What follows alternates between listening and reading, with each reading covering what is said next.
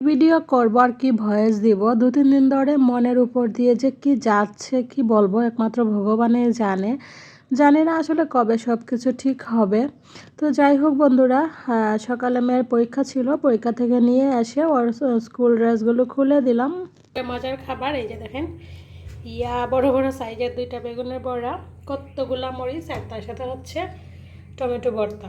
এই টমেটো ভর্তা আর বেগুন বড়া হলে আর কি লাগে বলেন, গরম গরম ভাতের সাথে একদম জমে যাবে।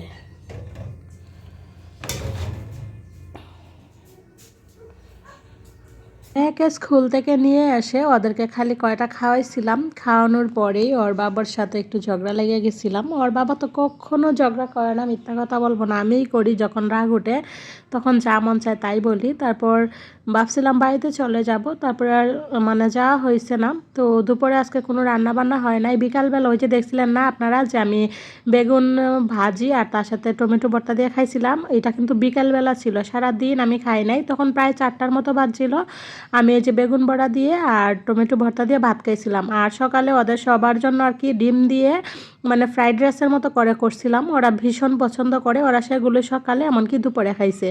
তো তারপর ওরা দুপুরে খাইলে পরে আর কোনো কিছু ছিল না। বিকালবেলা দেখি পেটে প্রচণ্ড পরিমাণে ক্ষুধা লাগছে, কারণ এর আগের দিন দুপুরে আমি ভাত খাইছিলাম, রাত্রে খাই নাই, আজকে সারাদিন গেল খাই নাই। তারপরে যে বিকালবেলা টমেটো ভর্তা আর বেগুন বড়া করে খাইলাম। তো এখন সন্ধ্যার সময় চলে আসলাম চা করার জন্য। আমাদের চাটা খাওয়া হয়ে গেছে, তারপর রাতে রান্নার জন্য এদিকে আমি তোড়জোড় করে আবার চলে আসলাম রান্নাঘরে, রান্নাগুলো করে নিব। চলেন কি কি রান্না করতেছি ব্যাক ক্যামেরা দিয়ে আপনাদের সাথে একটু শেয়ার করি। সারাদিন কান্নাকাটি, মন খারাপ, এই সের জন্য আজকে রান্না হয় নাই, দুপুরে কোনো রান্না করি নাই। সকালে ভাত রান্না করছিলাম, ওদের 2 বোনকে ডিম দিয়ে ভাত ভাজি করে দিয়েছিলাম, একটু বেশি করে করছিলাম। আসলে বলে না যে ভাগ্যে যেরকম থাকে সেরকমই হয়, তো আজকে যে আমার সাথে এরকম হবে আমি নিজেও জানি না।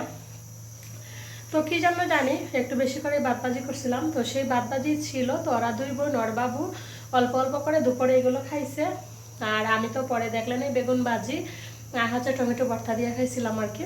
তো এখন তো রান্নাবান্না করতে হবে, সেজন্য যে সব কিছু রেডি করে অলরেডি রান্না বসাই দিছি।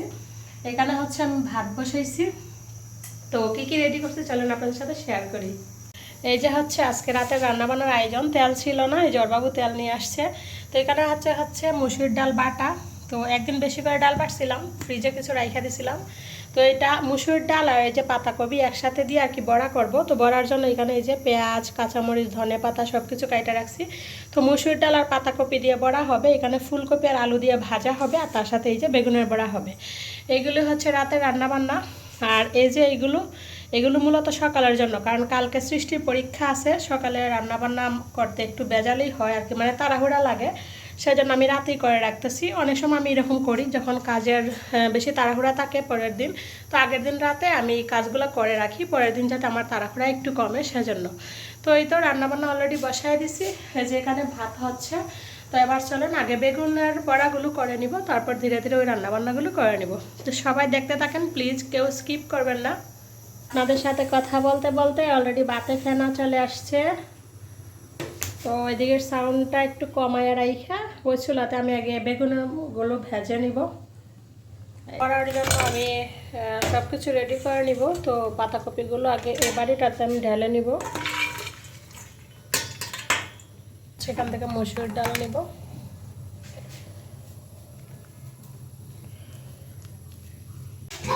এই তো এখানে বড়ার জন্য আমি সব কিছু রেডি করে নিছি, আবার একটু হলুদ আর একটু লবণ দিয়ে মাখাই নিব।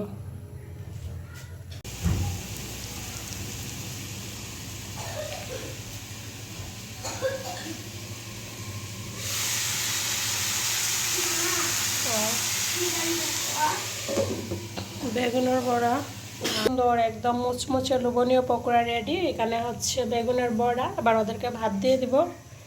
আর এদিকে ভাজিটা হচ্ছে, ভাজিটা একটু পরে হইলে সমস্যা নেই, কারণ ভাজিটা যেহেতু সকালের জন্য, এটা হোক, এটা ওইদিকে হইতে হইতে ওদেরকে ওইদিকে ভাত দিয়ে দেবো।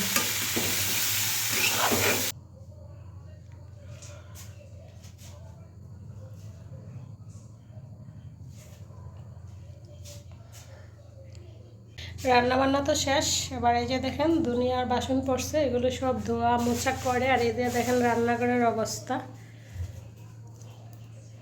তো চলেন সব কিছু ক্লিন করে তারপর আপনাদের সামনে আসছি।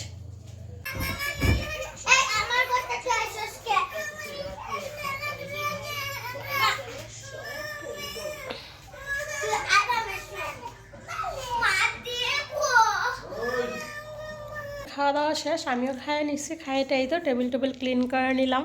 চলেন রান্নাঘরটা দেখাই। রান্নাঘরও ক্লিন করা হয়ে গেছে। এই যে দেখেন, সব কিছু ধুয়ে মুছে পরিষ্কার করে রেখে দিলাম। এবার হচ্ছে রুমটা ঝাড়ু দেবো, দিয়েই ঘুমিয়ে পড়বো। থাক থাক, আরে মার দি মনে। আর মোবাইল দে, মোবাইল আনো। আজ 10:30, ও দেখলেন ওরা শুয়ে পড়ছে, আমিও শুইবো। শুয়া ভিডিও এডিট করবো যতটুকু করতে পারি। তো আজকের মতো এখানেই, tata, bye bye, good night, শুভরাত্রি।